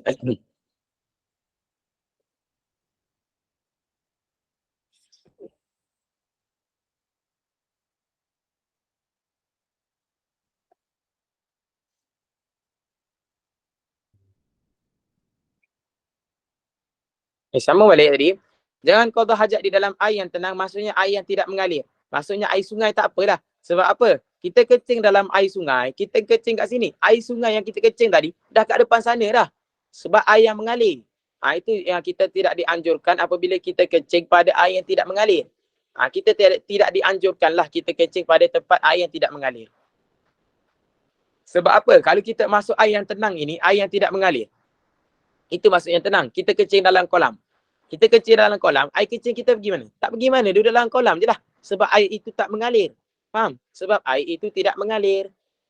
Nah, itu yang pertama. Maksud jangan qada hajat ataupun jangan qada hajat, jangan menunaikan hajat, jangan kencing, jangan berak lah maksudnya. Di dalam air yang tenang. Yang air yang tidak mengalir. Maksudnya dalam kolam, dalam kolam, di bawah pokok yang berbuah. Dan di bawah pokok yang berbuah, kita pergi berak pula. Orang nak menanam, pagi, siang, petang, malam, pergi keluar, siram pokok bunga dia. Siram pokok buah dia. Jaga betul-betul, beri baja. Kita senang-senang je datang, pergi berak bawah pokok dia. Sebab apa? Yang pertama, orang panggil apa? Orang nak lalu lintas, tak boleh bau busuk sebabkan kita berak kat situ. Ataupun sebab yang kedua, apabila jatuhnya buah tadi, tup kena dekat tahi kita. Macam mana perasaan orang yang menanam tu? Dia penat-penat menanam, hari-hari keluar menanam, hari-hari siram pokok dia untuk berbuah. Tiba-tiba kita pergi berak, jatuh buah pula. Apa perasaan dia? Jadi tidak dianjurkan. Marahlah tuan pokok tu. Itulah maksudnya, marahlah tuan pokok tu. Dia nak tunggu besar. Nak tunggu pokok tu besar. Dah kalau besar bukan berbuah terus. Dah besar tunggu berbuah pula. Makan masa yang lama. Kita senang-senang je pergi berak. Janganlah macam tu.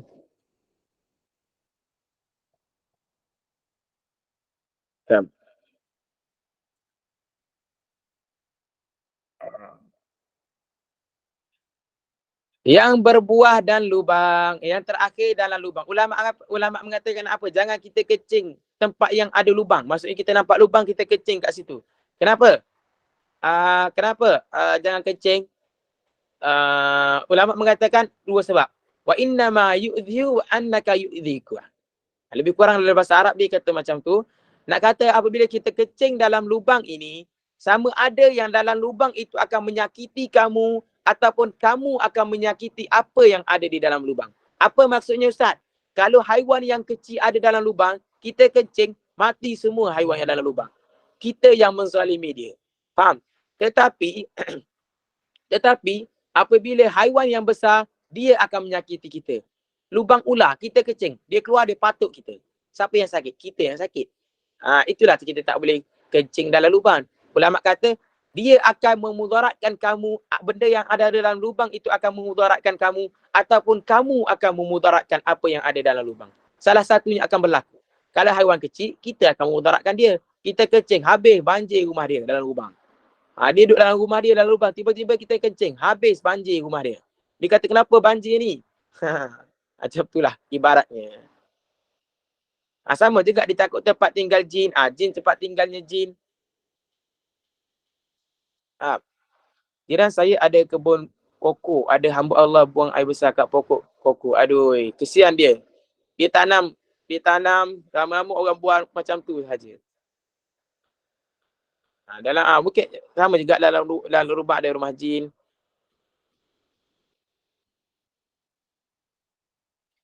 Faizatul Fana kata baja.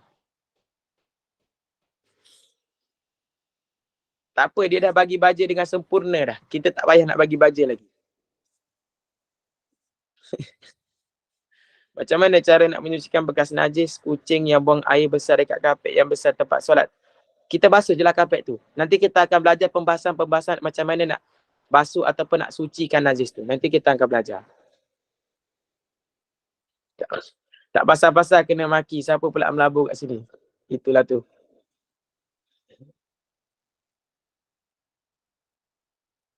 Buang air dalam swimming pool. Tak ada adab lah ya Ustaz. Ya, tak digalakkan lah. Kita mandi ramai-ramai. Tiba-tiba orang tak buang. Kita tak kencing. Kita masuk dalam kolam tak sampai 2 minit. Kita pun kencing. Marahlah orang nanti.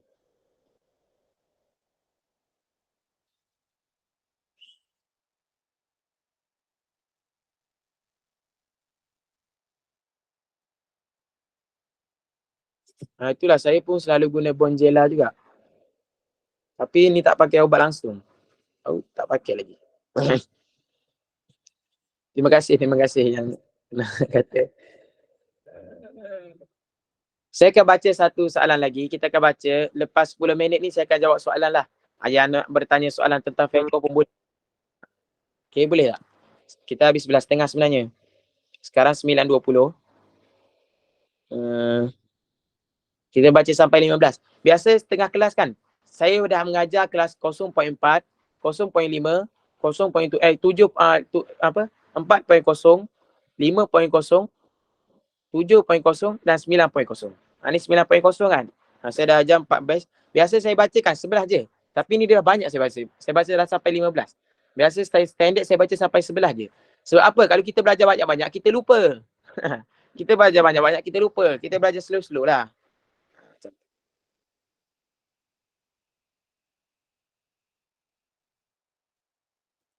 Terfikir keadaan di India.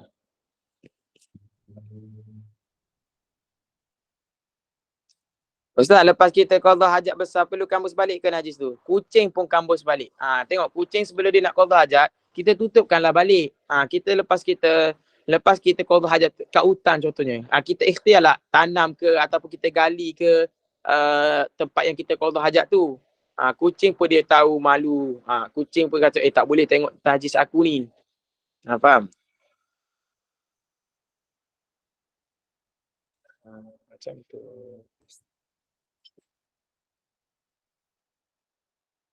Ustaz, ilmu tentang adab dan solat ini fardu ain ke fiqh Ustaz? Saya tak faham ilmu fiqh macam dia, ilmu tarik macam dia. Dan satu lagi yang saya lupa orang cakap. Kita akan belajar ilmu fardu ain. Apa ilmu fardu ain yang perlu kita belajar? Ilmu tauhid. Yang pertama adalah ilmu tauhid. Apa itu ilmu tauhid?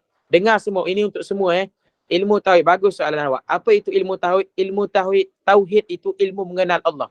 Kita tahu sifat-sifat Allah. Kita tahu sifat-sifat Allah. Kita tahu sifat mustahil bagi Allah. Sifat harus bagi Allah. Allah tu macam mana? Kita tahu. Kita belajar sifat-sifat Allah. Faham? Itu adalah ilmu tauhid. Kita perlu belajar. Itu yang pertama. Yang kedua, yang perlu kita belajar adalah ilmu fiqh. Apa itu ilmu fiqh? Ilmu menceritakan tentang masalah. Tadi kita dah kenal Allah kita. Kita dah tahu siapa yang perlu kita sembah. Lepas tu kita belajar ilmu fiqh. Macam mana cara-cara betul pula kita sembah. Faham? Dan yang ketiga pula, ilmu adab dan tasawuf. Ilmu yang kita belajar sekarang. Yang menceritakan tentang adab. Lepas kita dah kenal Allah, lepas dah kita tahu siapa pemilik dunia ini, kita pun belajar cara macam mana kita belajar fiqh lah. Macam mana cara nak sembah dengan betul. Macam mana nak solat dengan betul. Macam mana nak bersuci dengan betul. Faham? Jadi ilmu yang ketiga adalah ilmu tasawuf yang menceritakan tentang adab dan akhlak. Semua ilmu ni kita kena belajar. Ulangan nak tengok kat mana? Ada recording nanti.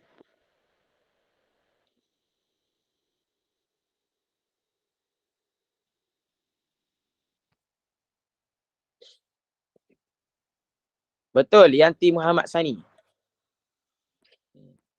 Kita ada masa dalam 8 minit lagi. Boleh lagi nak baca.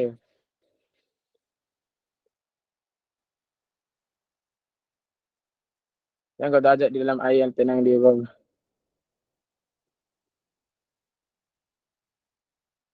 Terima kasih Nur Hafiza. Terima kasih. Saya buka soalan lah. Yang mana nak bertanya soalan boleh lah. Kan? Bolehlah kita buka soalan lah pula. Tak apa. Masa tak habis lagi. Kelas kita tak habis lagi. Kita ada masa dalam panggil apa? Kita ada masa dalam 15 minit lagi.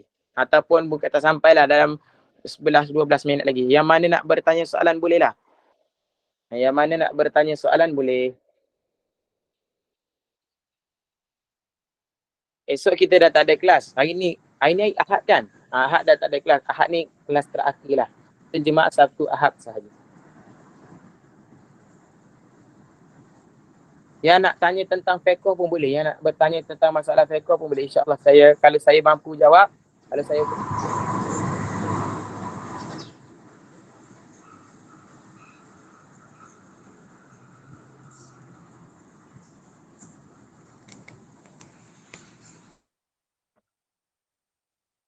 ilmu tauhid, ilmu kenal Allah. Siapa nak bertanya soalan boleh buka mic. Admin dah bukakan mic. Siapa nak tanya soalan boleh tanya ikut voice suara saja. Kalau yang nak bertanya pun tak apa. Ustaz, nak tanya sikit Ustaz. Okay.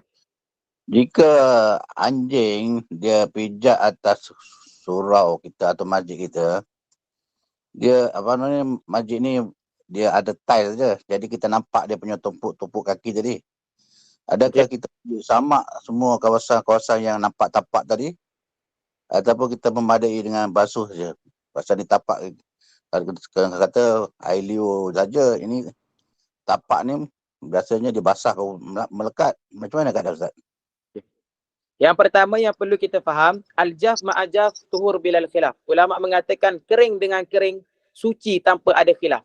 Tak ada pun ulama yang mengatakan apabila kita sentuh anjing dalam keadaan kita kering dengan kering itu menjadi hukumnya kena sama. Itu yang pertama. Faham? Ulama mengatakan dalam kaedah al-jaf ma'al-jaf tuhur bilal khilaf. Kering dengan kering apabila bersentuhan suci tanpa ada khilaf. Itu yang pertama. Untuk soalan awak tadi, nampak ada tompok-tompok pada dekat kapet. Macam mana nak buat?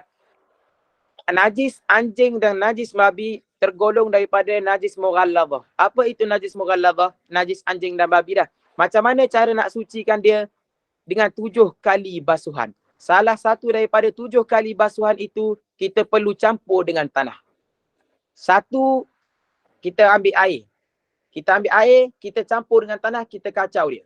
Kita pun letak dekat najis tu, apa yang dekat yang tempat, apa yang terkena tadilah. Lepas tu, 6 lagi basuhan kita buat dengan air yang biasa.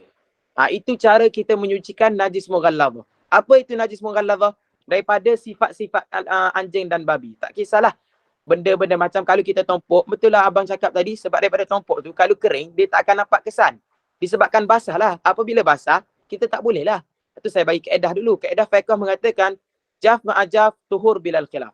Suci, kering dengan kering, suci tanpa ada pendapat. Tak ada pun seorang pendapat ulama mengatakan apabila suci dengan suci ni akan menjadi kena basuh. Tak ada pun. Betul ke Ustaz? Betul. Betul. Nanti kita akan belajar lebih detail lah. Faham ke yang bertanya tu? Faham? Maknanya kalau kapet tu banyak kawasan tu, kita kena buang kapet dulu ke ataupun basuh kat situ je? Pasal kalau basuh kapet dalam masjid, satu hari memang tak akan kering lah. Berbau nanti pula. Macam mana keadaan tu sebenarnya? Atas keadaan macam sukar macam tu, kalau lah kita tak nampak najis ataupun najis yang kita nampak, kita samak tempat yang mana kena saja. Faham tak? Kita samak pada mana tempat yang kena saja. Kita tak perlu basuh semua. Tapi kita nak basuh kat 7 kali tu kan mengalir air mengalir. Tapi kalau kita buat tempat tu macam air tak mengalir pula, macam mana buat 7 kali tu? Betul. Pada kapet ni sukar sikit. Kalau baju kita boleh pegang je tempat najis kan. Tapi pada betul. Dia susah. Jadi ulama kata macam mana? Kita basuh je lah semua. Tapi kalau ambil masa yang lama, ada juga ulama yang berpendapat kalau kita basuh macam tu pun dah cukup. Ada juga ulama yang pendapat macam tu. Tapi kalau nak ikut hukum yang asal, memang kita kena basuh. Sebab apa? Apabila kita nak solat, kita kena suci daripada tempat solat kita, badan kita dan pakaian kita.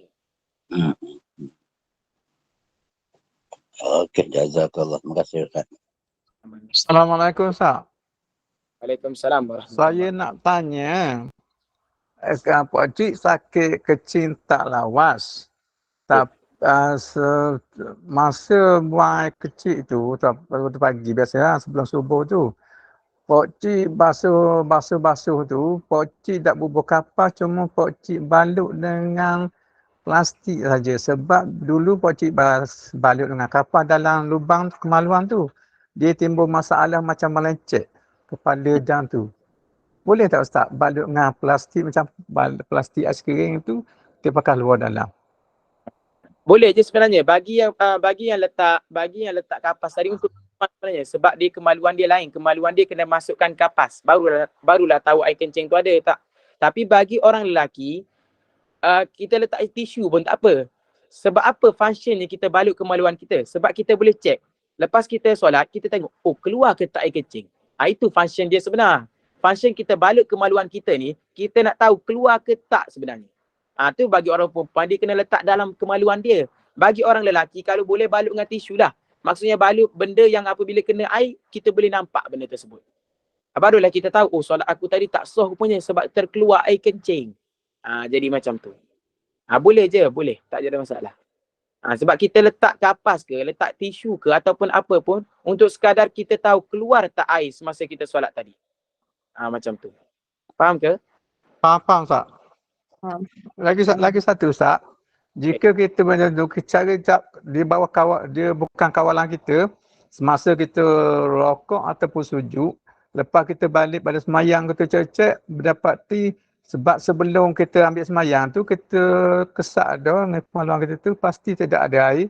Tapi bila kita balik, pas semayang kita tengok ada kesan-kesan air sikit.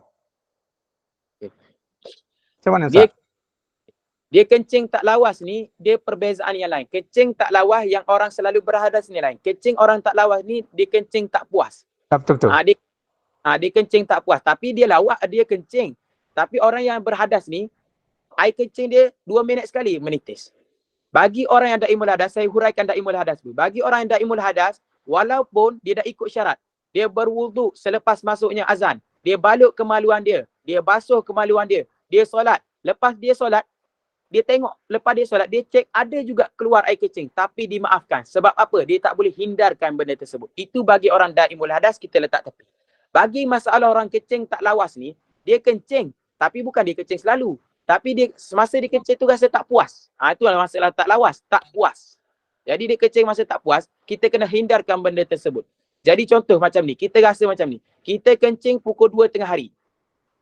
Kita janganlah solat terus pukul 2 tu. Kita hold lalu dalam 15 minit. Bagi air kencing tu akan keluar dulu. Macam tu ulama mengatakan. Faham tak? Jika terkeluar juga, terjadi masa kita solat, perkara itu membatalkan. Sebab apa? Kita bukan kategori daripada daimul hadas. Cuma kita dalam kategori orang yang kencing tak lawas. Tapi kalau berlaku kerap macam tu, ada ulama dimaafkan jugalah. Faham? Tapi kalau kita boleh, kita macam tu lah. Buat macam tu. Kita kalau hajat pukul 2, kita jangan solat terus. Kita hold dalam 10 minit dulu baru kita solat. Bagi air kencing tu keluar. Memang betul orang kencing dah. Ya betul Pak Cik, bukan 10 minit, 20 minit. 20 minit sebelum nak masuk waktu, sebelum dengan masjid tu, kita Pak Cik buat persediaan dah. Kadang-kadang dia tengah berasa, dia tengah ambil air semayang, dah solat, air wuduk tu, dia berasa nak kecing, ada kecing. Kena dia tu. Lepas tu kita dah 3-4 kali, kadang sampai 20 kali. Kita balut bersih-bersih balik, kita balik rumah, kita cek, ada lagi di tengok di kepala kita tu. Itu yang kemuskilan Pak Cik. Kalau macam tu, Pak Cik buat gini. Lepas masuk azan, lepas masuk waktu azan tu, balut kemaluan, ambil wuduk, solat terus. Faham? Buat gitu je. Sebab kita nak lari pada kemuskilan, nak lari pada kewaswas, kita bersiap awal pun tak boleh, tak jadi juga. Kalau nak siap awal, tak jadi. Sebab ada tempoh yang lama. Ini, masuk waktu azan, kita balut kemaluan, kita wuduk dan kita terus solat. Macam tu saja. Faham? Jika keluar, ada dimaafkan. Sebab kita tak boleh kawal benda tersebut. Kita dah sampai umur yang kepada umur peringkat yang ni, kita pun tak boleh kawal. Kadang-kadang kita tak perasan pun. Itu dimaafkan oleh syarak lah. Tapi selagi mana kita boleh kawal, kita kena kawal. Faham? Faham. Terima kasih Ustaz. Sama-sama. Okey, Assalamualaikum Ustaz. Waalaikumsalam. 2 soalan lagi. 2 kata. Okey, Assalamualaikum Ustaz. Saya nak tanya pasal musafir. Okey, musafir. Okey, saya musafir, lepas tu saya nak bercadang nak datang Melaka 5 hari, 7 hari ke 8 hari. Lepas tu hari pertama saya jamak, lepas tu duduk kat hotel 3 hari. Hari keempat tu saya dah keluar hotel, saya pergi hotel lain. Adakah dikira saya musafir ataupun mustating? Macam mana? Untuk jamakkan solat. Boleh ulang balik? Saya sekarang ni ada kat Melaka. Saya bercadang dekat Melaka ni dalam 8 hari. Saya daripada Terengganu. Okey, lepas tu hari yang pertama saya tahu saya boleh qada sebab dalam perjalanan, and then saya sampai dekat dengan hotel ni, saya memang tidur bermalam 3 ke 4 malam dekat sini. 3-4 malam. And then hari keempat, hari kelima tu saya dah memang keluar pada hotel, saya pergi hotel lain pula. Tapi masih lagi dalam Melaka ni. Sebelum saya balik hari ke-8 ke Kuala Terengganu. Adakah dikira saya masih dalam keadaan musafir lagi untuk saya jamakkan solat? Faham. Okey, pada bab yang musafir, pada jamak ni, kita kena faham jamak ini macam mana. Jamak ini, kita boleh qasarkan jamak apabila kita perjalanan kita sudah sampai 2 marhalah. Barulah kita boleh jamak qasar. Jamak buat 2-2. Jika belum sampai 2 marhalah, kita tak boleh buat lagi. Tapi contoh, kita duduk Terengganu, nak pergi Melaka. Perjalanan tu memang dah confirm 84 km ke atas. Walaupun kita keluar kampung kita sedikit, dah kita boleh buat jamak. Itu isu yang pertama, kita letak tepi dulu. Persoalannya Kak, boleh tak kita jamak apabila kita melebihi Macam lupa saya nak tanya. Akak tahu tak? Melebihi hari. Melebihi hari lah. Macam hari yang pertama tu memang dalam perjalanan jamak. Lepas tu saya bercadang dekat Melaka tu 8 hari. Maksudnya dalam 8 hari tu saya boleh jamak lagi ke sebelum saya balik ataupun saya kena ikut 4 hari jamak waktu jamak tu? Ke macam mana ni? Jika akak dah tahu hari nak duduk akak 8 hari, 1 hari pun akak tak boleh jamak. Faham? Jika akak dah tahu akak nak duduk sana 8 hari, akak dikira sudah duduk di sana, dalam perjalanan boleh jamak, sampai kat sana dah tak boleh jamak sebab akak dah tahu hari akak nak duduk kat sana. Jika akak tak tahu hari akak nak duduk kat sana, ulama mengatakan boleh jamak selama 16 hari.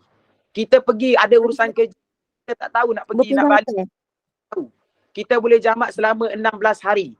Hari pergi tak kira Tapi bagi yang kita tak tahu, macam mana kita nak kira hari kita? Biasa orang kata boleh jamak 3 hari. Betul. 3 hari tak termasuk hari pergi dan hari pulang.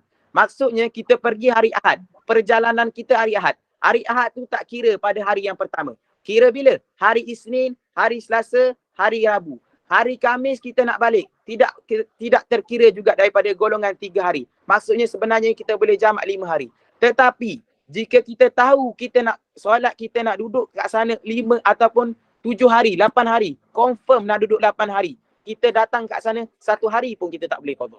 1 hari pun kita tak boleh jamak. Sebab apa? Sebab kita dah tahu kita pergi bila, balik bila. Mana boleh? Faham? Macam kalau saya, macam katalah saya duduk dekat Alor Gajah. Lepas tu nanti saya nak pergi dekat dengan Melaka Center tu. Saya hotel kat sana, buat lain-lain hotel. Memang saya tak boleh jamak lah Ustaz. Mana saya berpindah tempat bukan. Katalah malam ni saya dekat Alor Gajah. Lepas tu nanti saya pergi kat Yasin. Pada hari ke-3 ataupun hari ke-4. Saya berpindah sebab saya atas urusan kerja. Boleh faham. Perpindahan tu juga sama juga kira musafir yang baru. Faham? Tapi walaupun dalam negeri yang sama. Kalau dekat sangat tak boleh juga. Kalau dekat sangat, kalau hotel kat sini, hotel kat sana pun 2 kilo je. Tak dikira. Maksudnya kita di tempat yang sama. Kecuali perjalanan kereta jauh sedikit macam tu lah.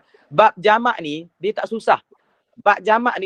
Cuma dia banyak huraian. Kejap-kejap boleh jamak solat. Kejap-kejap jamak solat. Kejap-kejap boleh qasar. Kejap-kejap tak boleh qasar. Nanti apabila saya mengajar, nanti saya akan buat lukis. Saya akan buat list untuk pelajar nanti. InsyaAllah. Kena kira kilometer ke Ustaz? Apa? Kena kira kilometer ke macam mana? Dia tengok kilometer. Dia apabila kita nak jamak qasar, jamak 2-2, solat zuhur 2, asar 2, dia kena lebih daripada 82 ataupun 84 kilometer. Faham tak?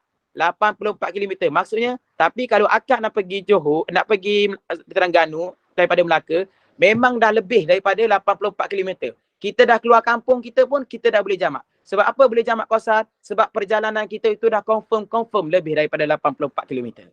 Faham? Macam tu.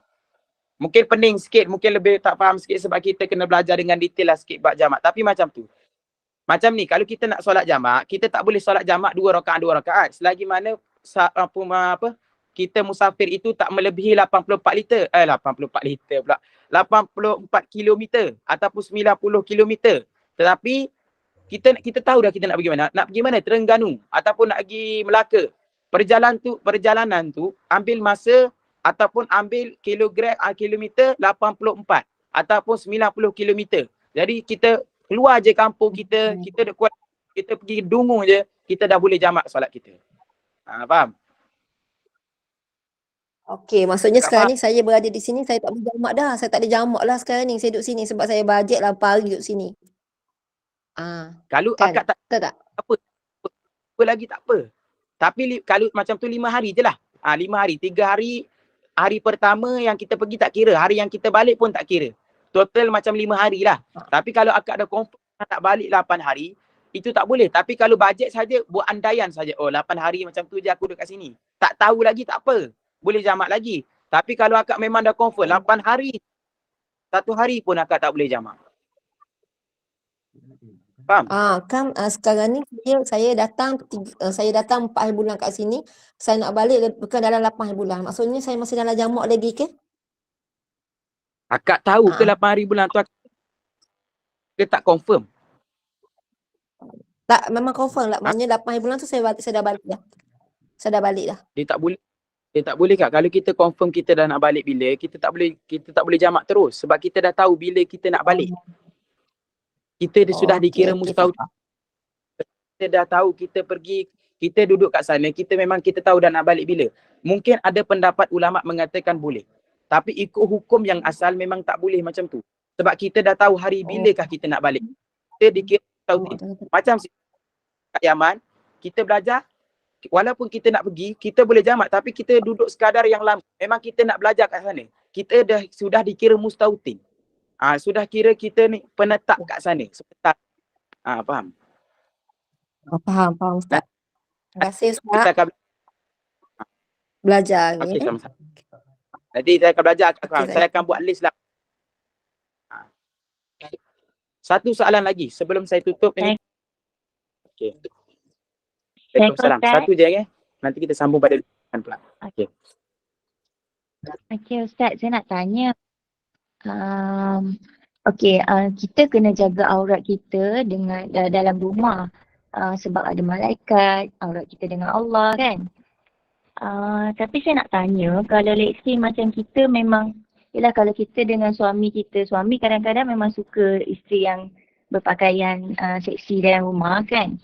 Jadi tak apa ke Ustaz, macam aurat kita dengan Allah, dengan malaikat macam mana? Terima kasih Ustaz. Faham.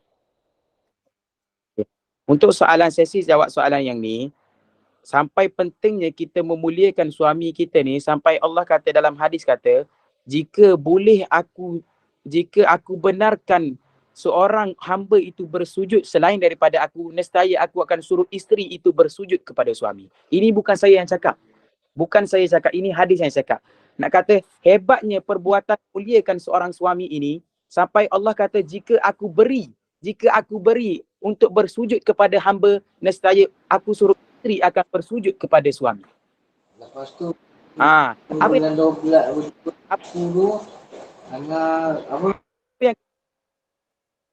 apa yang kita faham dekat sini, apa yang disampaikan, maksudnya kita buat macam betul lah kata. Kadang-kadang seorang suami ni dia suka tengok isteri dia lah. Tengok isteri sebab nafsu suami ni, orang lelaki ni nafsu dia pada perempuan sahaja. Dia bukan macam orang perempuan. Orang perempuan dia nak benda, dia nak makanan, dia nak gelang emas, dia nak benda itu. Tapi lelaki tak. Lelaki dia tak sangat benda macam tu. Dia tak nak sangat. Lelaki ini cuma hanya kepada orang perempuan sahaja. Jadi apabila kita buat macam tu untuk senangkan hati suami kita, tak menjadi masalah. Faham tak? Tak jadi isu sangatlah pasal benda tu. Memang kita jaga aurat kita dengan Allah, dengan malaikat, kita malulah, ataupun dengan syaitan, ataupun dengan jin. Kita takut diri kita terlihat daripada aurat. Tapi kita buat kerana suami kita.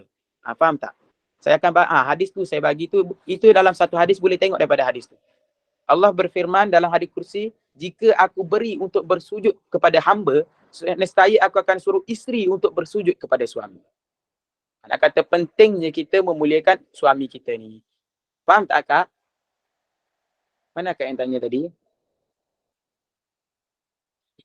Ada dah Kak yang tanya tadi. Itu untuk jawapan dia.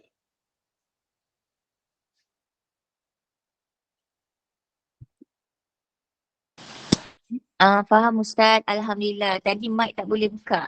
Faham Ustaz, Alhamdulillah. Okey. Alhamdulillah. Terima kasih. Ini saja perjumpaan kita pada minggu ini. Saya minta maaf jika salah bahasa ataupun penerangan yang tak. Saya minta maaf. Yang mana nak soalan, mungkin untuk hari ini saya tak sempat lagi untuk jawab. Mungkin lepas kelas baru saya hari Isnin ke hari Selasa bolehlah saya tengok grup untuk jawab soalan lah. Okey. Terima kasih untuk jangan cakap bahasa Arab. Jangan cerita bahasa tasbih kafarah subhanakallah wa bihamdika. Semua baca subhanakallah wa bihamdika asyhadu an la ilaha illa anta astaghfiruka wa atubu ilaik. Assalamualaikum warahmatullahi taala wabarakatuh. Okey, terima kasih.